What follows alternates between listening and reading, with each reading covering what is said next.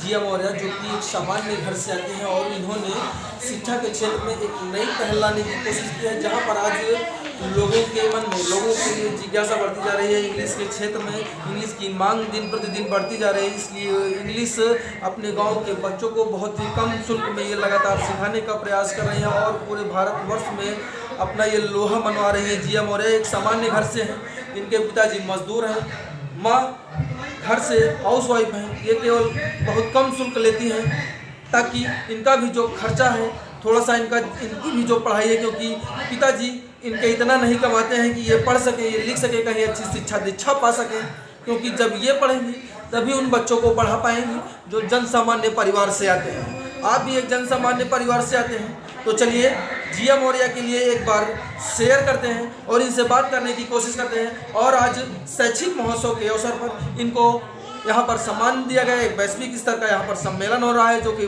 प्रतापगढ़ में भारत में पहली बार हो रहा है। तो बहुत बहुत स्वागत है आपका जिया जी। ये देखिए छोटी सी है, ये कितनी साल उम्र है आपकी? ये 12 साल की हैं और इतनी बड़ी पहल चला रहे हैं, इसके लिए बहुत बहुत बधाई और शुभकामनाएं आपको।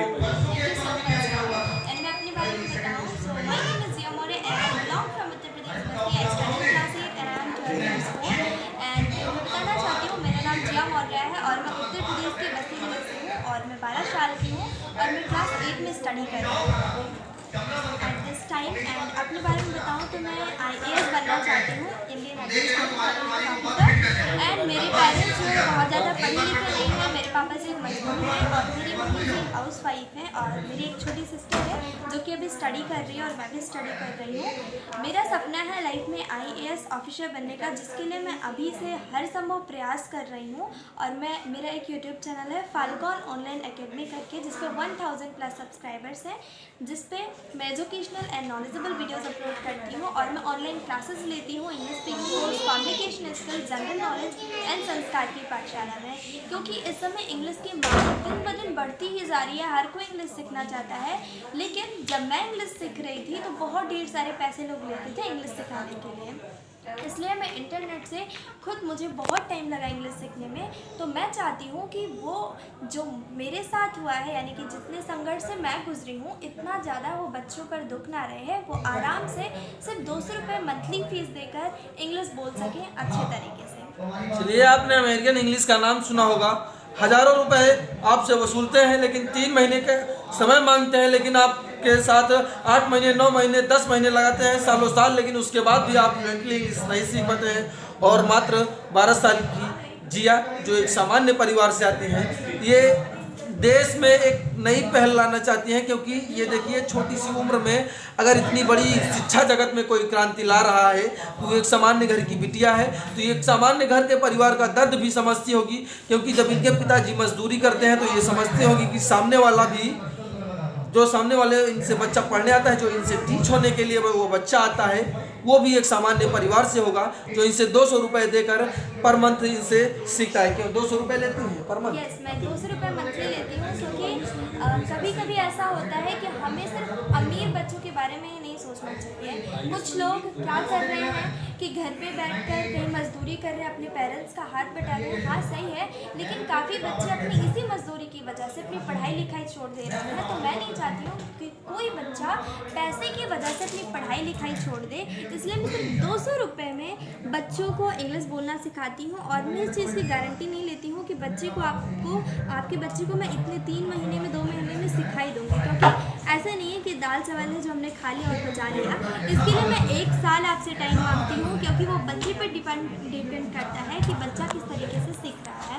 क्योंकि काफ़ी बच्चे होते हैं जो ओनली क्लास पे डिपेंड रहते हैं और काफ़ी बच्चे एक्स्ट्रा एक्टिविटीज़ भी करते रहते हैं उस क्षेत्र के बारे में। तो बच्चे पे डिपेंड करता है कि वो किस तरीके से अपना एक्टिविटीज़ इसमें दे रहा है। कुछ बच्चे 2 महीने में, 3 महीने में सीख जाते हैं, तो किसी बच्चे को सालों साल लग जाते हैं। तो इसका मैं गारंटी नहीं लेती हूँ, लेकिन हाँ, अगर 1 साल आप आते हैं तो ज़रूर मैं आपको एक्सपर्ट बना सकती हूँ। मान लीजिए किसी बच्चे के पास 200 भी रुपए नहीं है और वो कहता है जिया मैम उसको इंग्लिश स्पीकिंग सीखनी है, तो आप उसको सिखाना पसंद करेंगी, उसको कोचिंग में अपने पढ़ाएंगी या उसको वापस कर देंगी? जी बिल्कुल मैं पढ़ाऊंगी, क्योंकि मैं नहीं चाहती हूँ कि पैसे की वजह से कोई बच्चा मुझसे दूर जाए, क्योंकि कहीं ना कहीं मेरी भी प्रॉब्लम है, मैं भी खुद की प्रॉब्लम को समझती हूँ। क्योंकि हर एक बच्चे के पास वो सारे सिस्टम्स नहीं होते हैं जो आज अमीर बच्चों के पास होते हैं। जो अमीर बच्चों के पास सिस्टम मौजूद होते हैं, लैपटॉप, मोबाइल फ़ोन, हर एक चीज़, उनके पेरेंट्स गवर्नमेंट ऑफिसर हैं, वो सभी बच्चों के पास नहीं होते हैं। तो इसलिए कोई भी बच्चा यहाँ पे पैसे की वजह से नहीं जा सकता है, वापस नहीं जा सकता है। आप आईएएस बन जाती हैं, भ्रष्टाचार अपनी चरम सीमा पर है आज के दौर में, तो आप क्या ईमानदार या भ्रष्टाचारी बनना चाहेंगे? मैं ईमानदार बनना चाहूँगी, क्योंकि मैं बचपन से ही, मेरे पेरेंट्स ने जो मुझे सीख दिया है, जो संस्कार दिया है, मेरे पेरेंट्स हमेशा बताते हैं कि आप 2 ही रोटी खाओ, लेकिन हमेशा सच बोलो, ईमानदारी से कोई काम करोगे तो दुनिया भर आपको सलाम करेगी। लेकिन अगर आप भ्रष्टाचारी करते हो तो हाँ, आपके पास बहुत ढेर सारे पैसे रहेंगे, बहुत ढेर सारी ज़मीन रहेगी, दिन रात आप जो है बहुत सारे पैसे छापोगे, लेकिन उससे समाज में आपका कुछ भी फ़ायदा नहीं होने वाला है। समाज के लोग पहचानेंगे आपको, लेकिन एक गलत निगाह से आपको हमेशा वो गलत मानेंगे, क्योंकि आप भ्रष्टाचार कर रहे हैं। और अगर हम उनके लिए अच्छा काम करेंगे, ईमानदारी से कोई काम करेंगे, तो घर तो हमारा भी संवरेगा, एंड इसके साथ साथ जो समाज में लोग रहेंगे वो लोग भी सोचेंगे कि देखो ईमानदारी से कोई काम हो रहा है। तो उन लोगों को भी मैं खुश रखना चाहती हूँ, सिर्फ खुद ही खुश नहीं रहना चाहती हूँ। सभी लोग खुश रहेंगे तो ये पूरा इंडिया खुश रहेगा, एंड ये पूरा दुनिया खुश रहेगा, तो मुझे भी खुशी होगी। आपके ऑफिस में 2 लोग आते हैं, एक नेताजी आते हैं, कोई सामान्य परिवार से आते हैं, तो आप गरीब परिवार से कोई व्यक्ति आता है, आप किसको ज़्यादा प्रेफरेंस देना वहाँ पसंद करेंगी उस टाइम? मान लीजिए 2 व्यक्ति सेम टाइम आते हैं, एक गरीब परिवार से, एक वीआईपी परिवार से, तो किसको वेटेज दान ज़्यादा देना? मैं सबसे पहले जो गरीब परिवार के लोग आएंगे उनसे मैं पूछूंगी कि उनकी क्या प्रॉब्लम है, फिर सबसे पहले मैं उसका किसी लूँगी, देन उसके बाद नेताजी से लूँगी। नेताजी का तो प्रोटोकॉल होगा, फिर उस समय आप कैसे कर पाएंगे?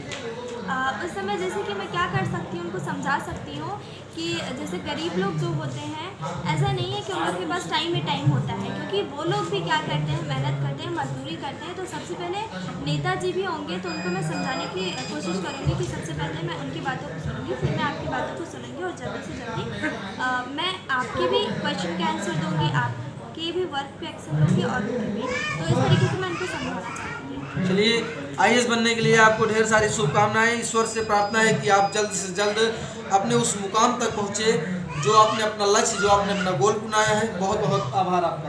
Thank you so much. और मैं सभी बच्चों के लिए ये कहना चाहूँगी कि कभी भी अपने घर का कंडीशन मत देखें, कभी भी ऐसा मत सोचिए कि हम तो गरीब हैं, हमारे पास ये सारी चीज़ें नहीं, हम कैसे पढ़ सकते हैं, क्योंकि हर एक बच्चे के पास अपनी यूनिक क्वालिटी होती है, सबका अपना अपना कहीं ना कहीं इंटरेस्ट होता है।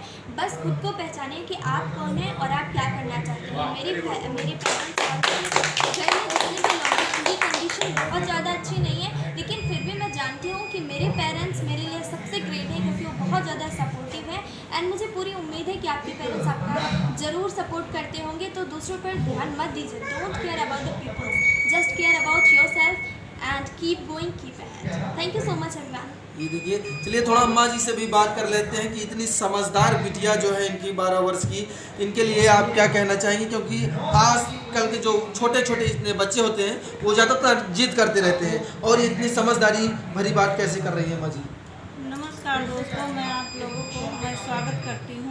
मैं यही सबसे कहना चाहती हूँ, जितने भी माता पिता हैं, कि अपने बच्चों को ज़्यादा से ज़्यादा मतलब देखभाल करें और अच्छी शिक्षा दें, अच्छा संस्कार दें। छोटे बड़े को मतलब जैसा हो बहुत अच्छा संस्कार देते रहें, अपने बच्चों को ज़्यादा ध्यान दें। जैसे हम अपने बच्ची को बहुत ज़्यादा ध्यान देते हैं, शाम सुबह हम पढ़े लिखे नहीं हैं, लेकिन हम इतना शिक्षा देते हैं, जो मेरे अंदर कला है हम उसको अपने बच्ची के अंदर हमेशा डालने की कोशिश करते हैं।